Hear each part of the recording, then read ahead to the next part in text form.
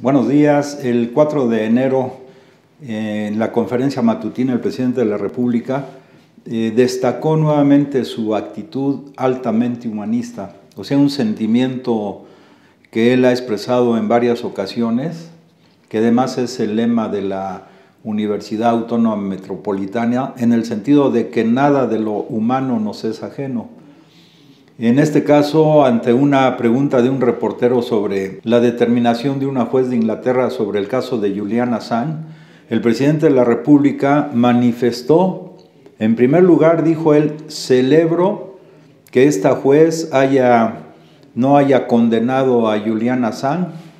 y después de eso el presidente comentó que va a dar indicaciones al secretario de Relaciones Exteriores de México para que pueda iniciar algunas gestiones ante el gobierno de Inglaterra o Gran Bretaña para que se pueda, en dado caso,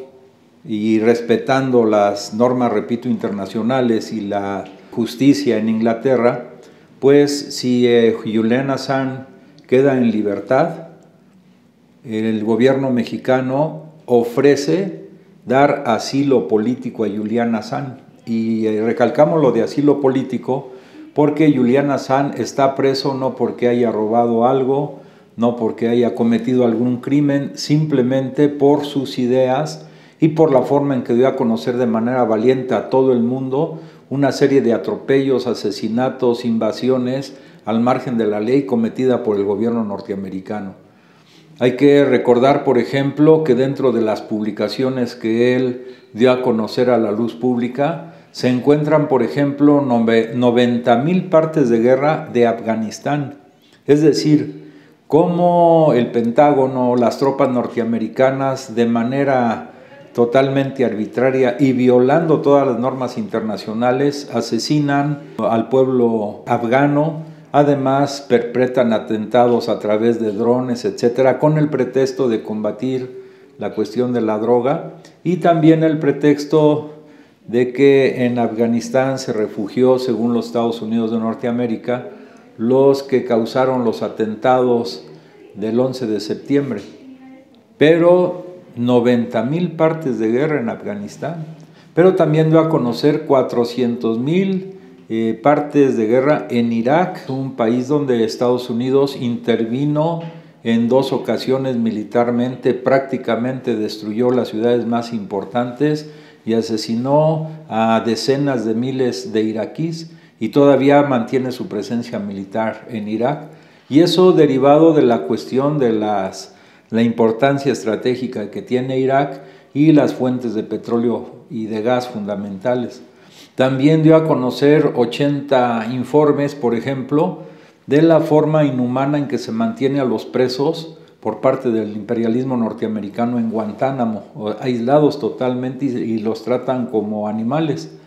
O sea, y por otro lado dio a conocer también, entre otras cosas,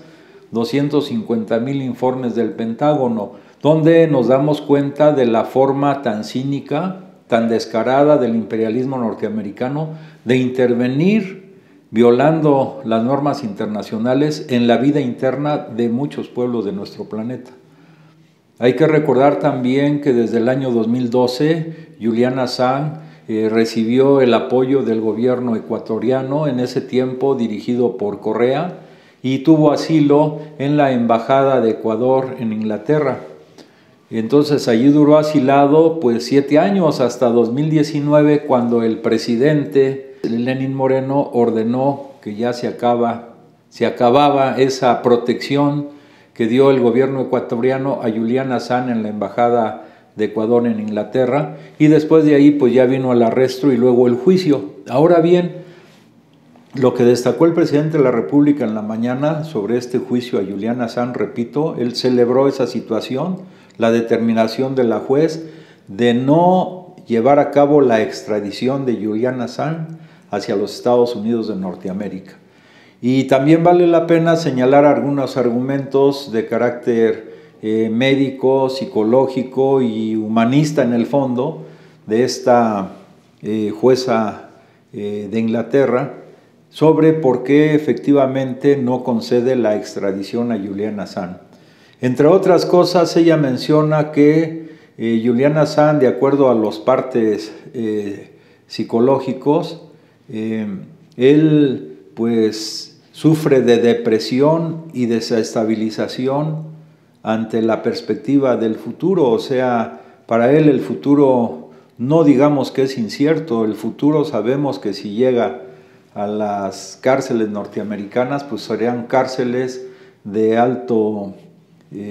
o sea, de máxima seguridad, parecidas seguramente a las que él dio a conocer, a las atrocidades que se dan en Guantánamo, en Cuba. Y entonces dice la juez que ante esta situación, que él padece, repito, desorden depresivo recurrente, que esto fue muy severo en él,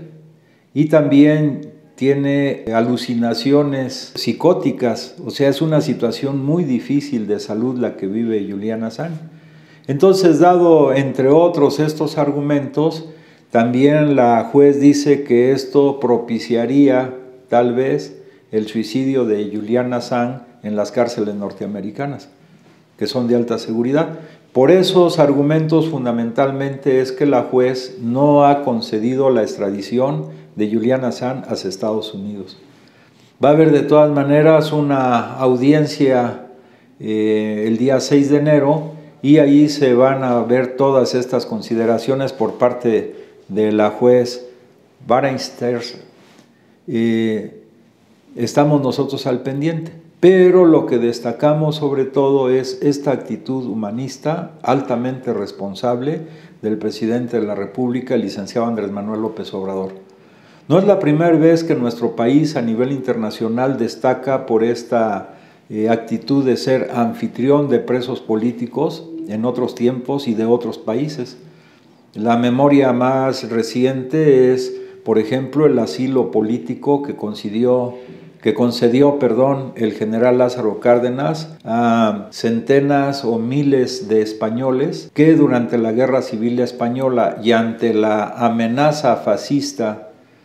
falangista de Francisco Franco, el gobierno mexicano asiló, repito, a muchos niños, sobre todo que quedaron huérfanos en esta Guerra Civil Española, donde el fascismo acabó con la República Española. Es decir, gobiernos fascistas que ponen en peligro la vida de otros seres humanos han encontrado refugio en nuestro país.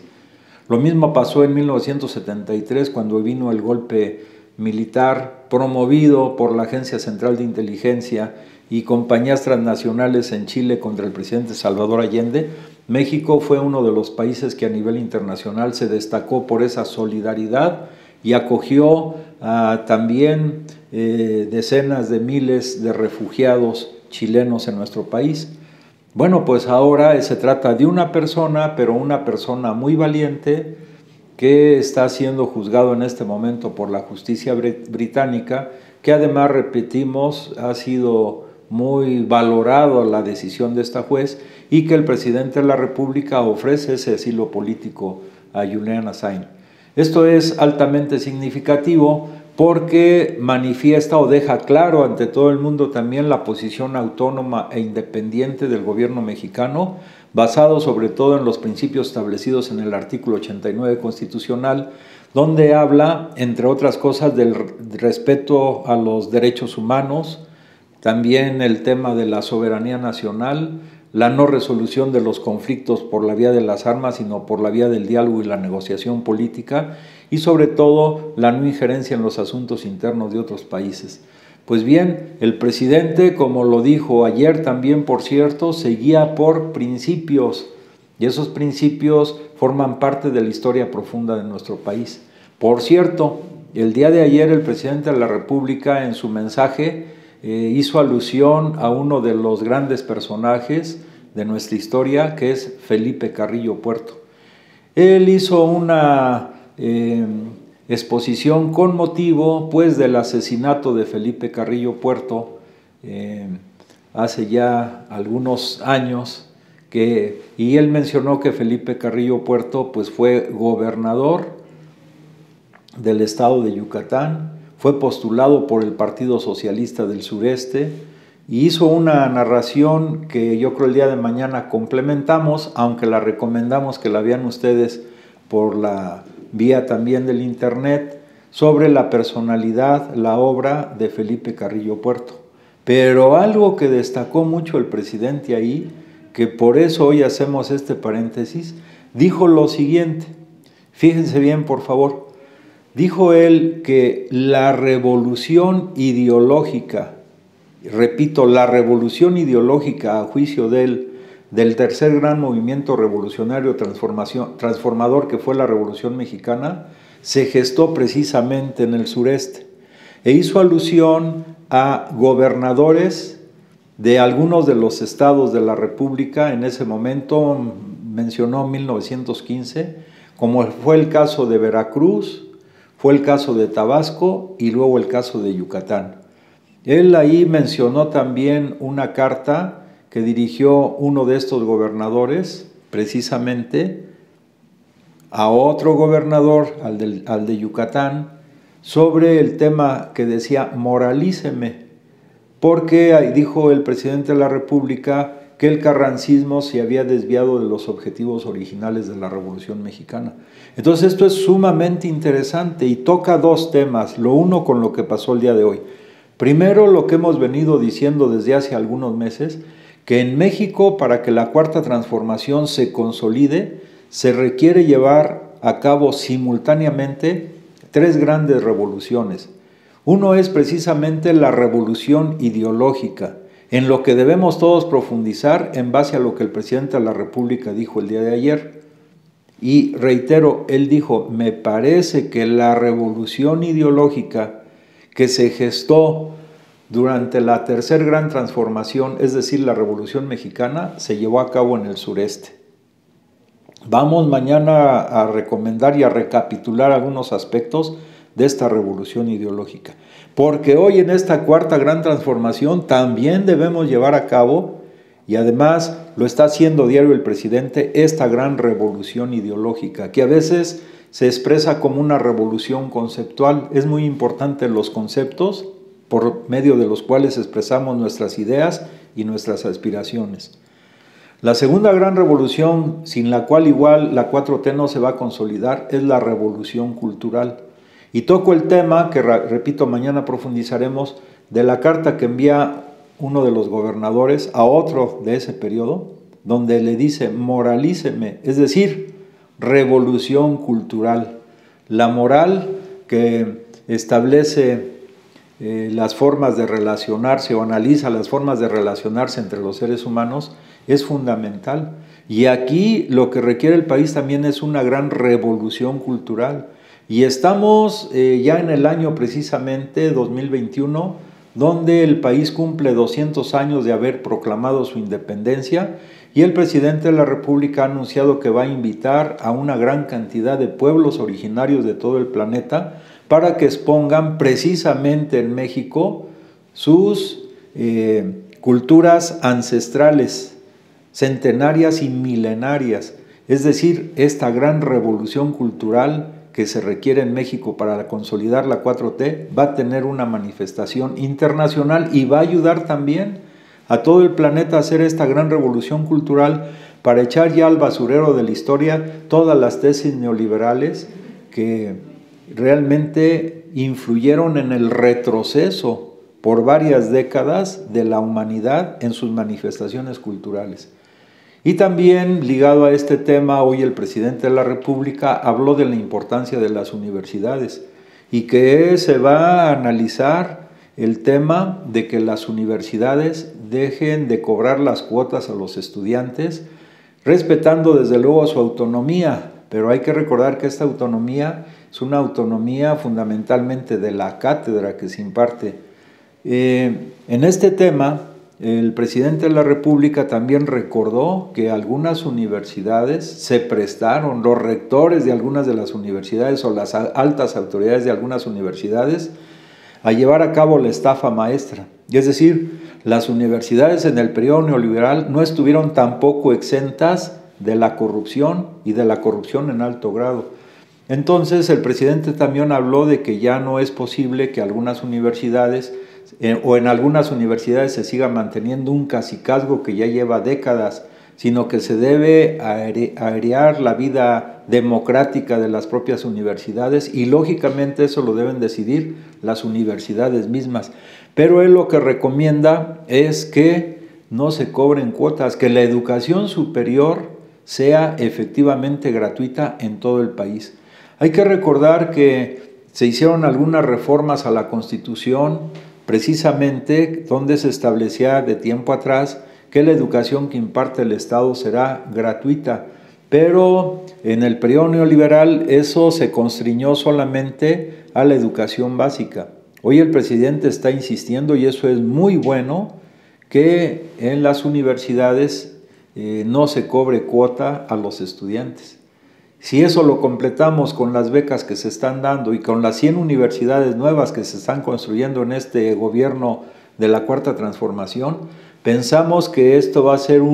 van a constituir un impulso fundamental tanto a la revolución cultural que se requiere el país como en la revolución ideológica y también en la tercera gran revolución que requerimos para consolidar la 4T, que es la revolución técnico-científica. He ahí la importancia también de las universidades. Ellas inciden en todos los elementos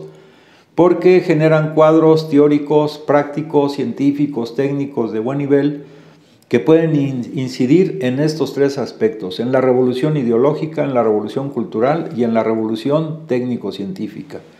Pues hoy estuvimos muy contentos con esta noticia que da al mundo el presidente de la República y que está repercutiendo en todo el mundo a través de las redes sociales y de los periódicos de todos los países de los 5 continentes del planeta. Es decir, la voz del presidente de la República es una voz que tiene repercusión internacional y que se toma en serio para tomar algunas medidas que beneficien no a un país o a dos, sino a la humanidad en su conjunto. Pues si te gusta lo que aquí comentamos, te invitamos a que te suscribas a nuestro canal de YouTube, a que compartas nuestros comentarios en el Facebook, a que nos des like y también a recibir tus comentarios. Pues que pases muy buen día. Gracias.